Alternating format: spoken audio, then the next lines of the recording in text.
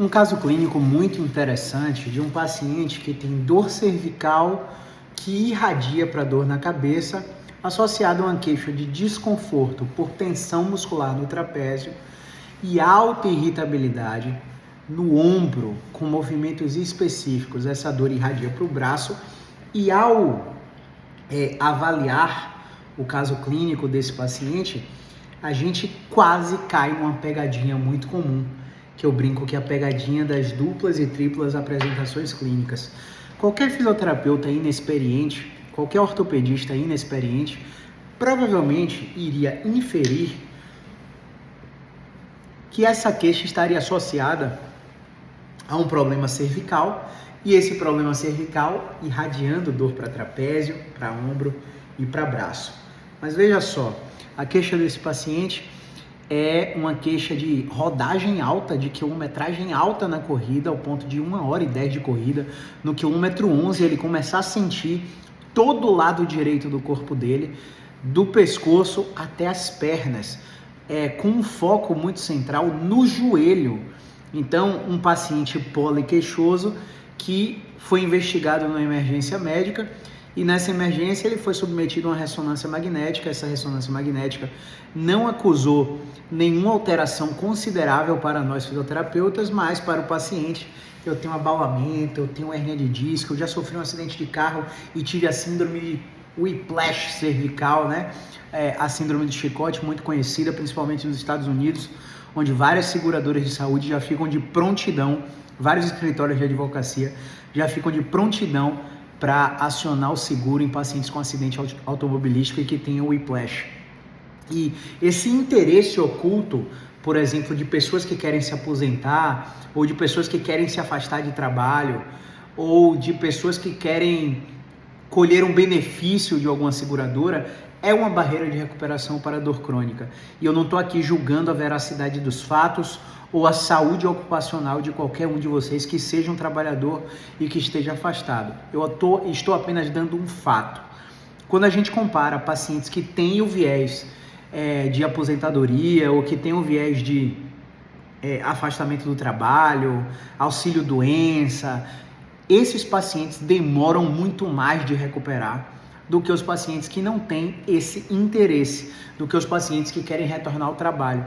Então eu brinco aqui na rede social, mas é uma brincadeira séria. Se você tem algum desses vieses e tem interesse em tratar a dor comigo, seja ela crônica em ombro, cotovelo, coluna, dor de cabeça, eu não sou o profissional para te ajudar. O meu trabalho é para te ajudar a melhorar a qualidade de vida ao ponto de, quando você chegar no exame ocupacional de novo, os médicos atestarem que você está com a saúde funcional e apto para o trabalho.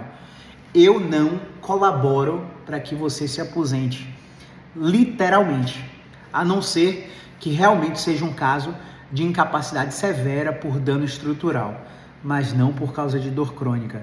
E aí eu vou traduzir para você, para leigos, né?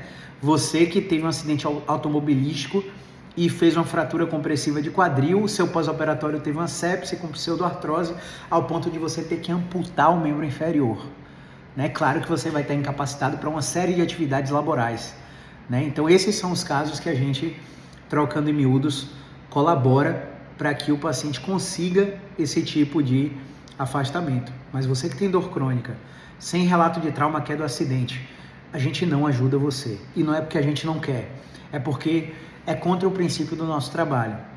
Entende? Voltando ao tema. Um fisioterapeuta ou um ortopedista despreparado iria atribuir esse paciente a uma radiculopatia cervical.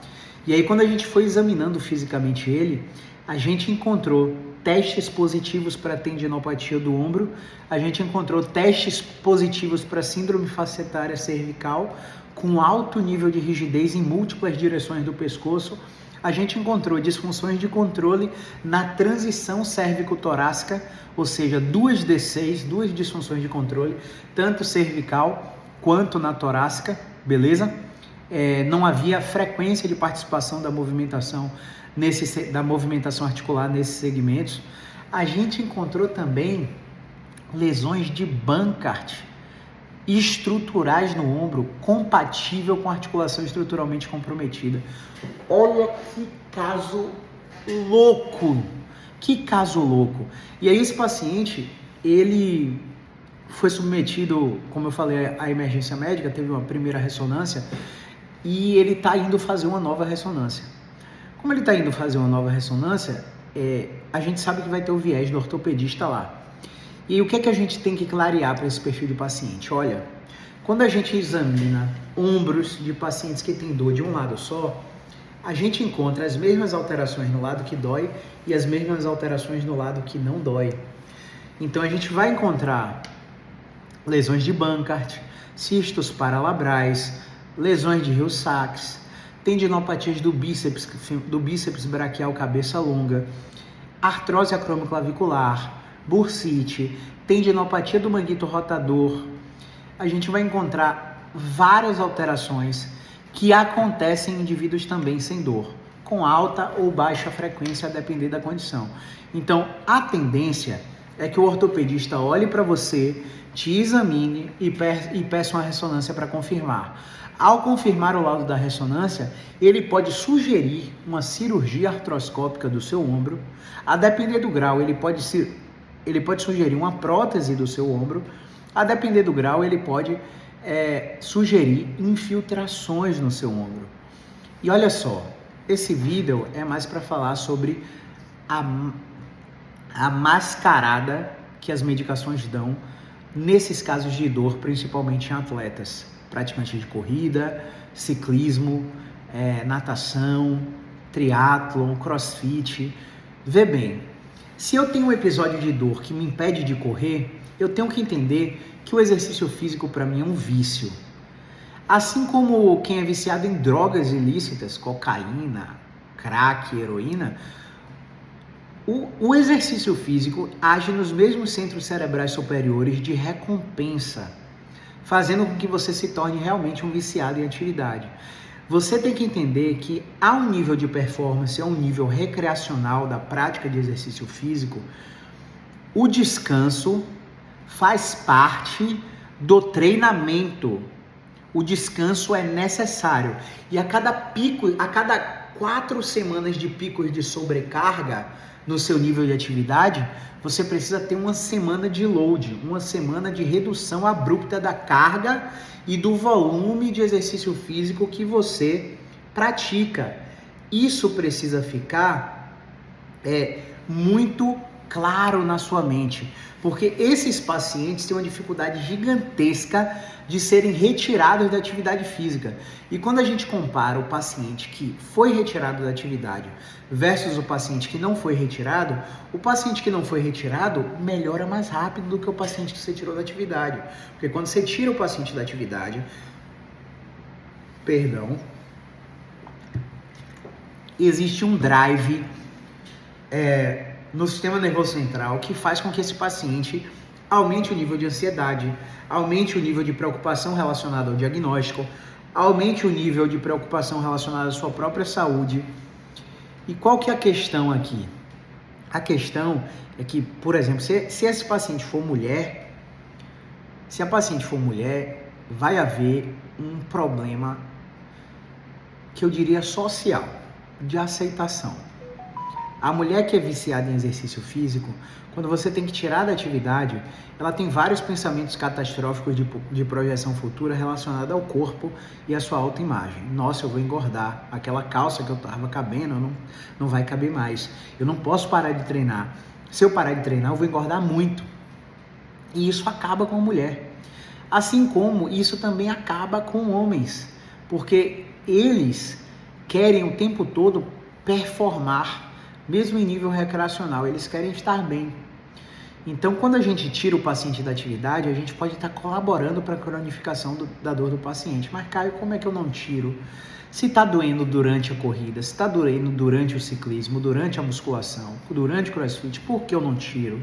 Porque você precisa fazer uma coisa chamada tracking. Rastrear o volume de treino e o volume de atividade física desse paciente. Por que eu estou te falando isso, pessoal? Porque através do tracking, você vai ter, deixa eu tirar a zoada aqui desse celular, através do tracking você vai ter a ideia de quanto volume do exercício o paciente está fazendo para você conseguir reduzir 50% a 70% e manter o paciente na atividade para controlar esse drive de ansiedade. Ainda falando sobre a dupla, tripla apresentação clínica desse paciente, se eu olhasse para esse paciente com uma visão estritamente mecânica, buscando desarranjo, obstrução, bloqueio de movimento, fatalmente eu ia falhar no tratamento dele. Se eu estivesse olhando numa visão puramente cognitivo-funcional, fatalmente abordar somente a disfunção de controle ou as disfunções de movimento que esse paciente apresenta, porque também há disfunções de movimento, basicamente, os exercícios seriam extremamente desconfortáveis, colaborando para que esse paciente se tornasse extremamente medicalizado ao longo do processo, porque ele não tolera a dor durante os movimentos, ele não quer ter dor, ele quer ter um resultado rápido, porque ele está a 50 dias de uma maratona. Então, intuitivamente, o paciente que procura a gente já quer um resultado rápido, mas você tem que trabalhar o alinhamento de expectativa dele o tempo inteiro. O tempo inteiro. Saber falar para esse paciente que não há prazo suficiente para devolver ele ao ponto de aumentar novamente o volume de treinamento para que ele faça essa maratona, para que ele faça esse sprint de triatlon ou esse campeonato de crossfit. Ser honesto, porque o que tem no mercado aí são muitos profissionais que prometem resultado rápido e duradouro, e o que é que vai acontecer? O paciente vai acumular mais um nível de frustração, e esse nível de frustração vai colaborar para que a gente tenha cada vez mais trabalho. Tá? Então, basicamente, o que a gente está fazendo nesse paciente? Tracking e exercícios de inibição ativa das musculaturas tensas dele, para ele ter alívio. Tratando a disfunção de movimento e expondo esse paciente na direção que ele sente dor, para que ele comece a trocar o comportamento de evitação por enfrentamento. A gente está distribuindo a frequência de movimentação em várias angulações, fazendo com que ele participe desses movimentos, utilizando a cervical, utilizando a torácica, para que ele tenha controle da dor. E, basicamente, a gente não está usando terapia manual, acupuntura, nenhum processo. Até porque, quando ele tiver o resultado dessa ressonância, provavelmente o ortopedista vai querer bloquear ele ou fazer qualquer infiltração.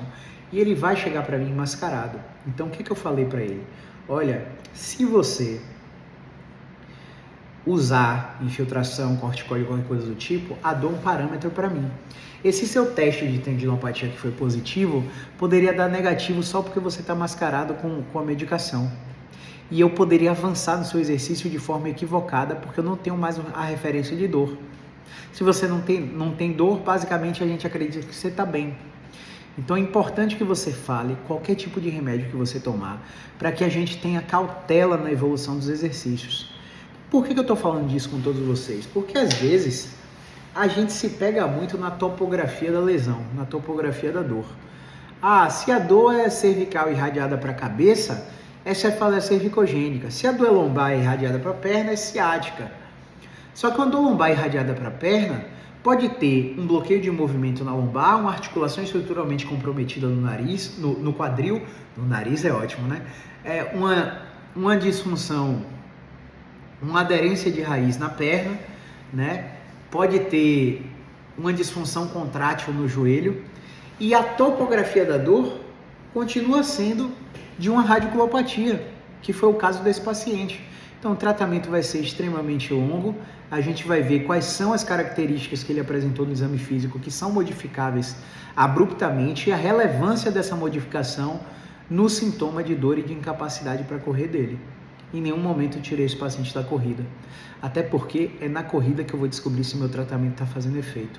Então, se você estiver por aí cansado de receber tratamentos onde você tem que sair do nível da atividade física que você está praticando, eu acho que está na hora de você trocar de profissional. Existem casos que eu tenho que te tirar da atividade? Existem. São raros, mas existem. Mas o que eu vejo por aí são vários terapeutas tirando e proibindo pacientes de executarem as atividades sociais e recreativas e de lazer que eles fazem, colaborando para que esse paciente aumente o medo. Então, tome bem cuidado com os profissionais que vocês escolhem, beleza? Um grande abraço, movimento é vida.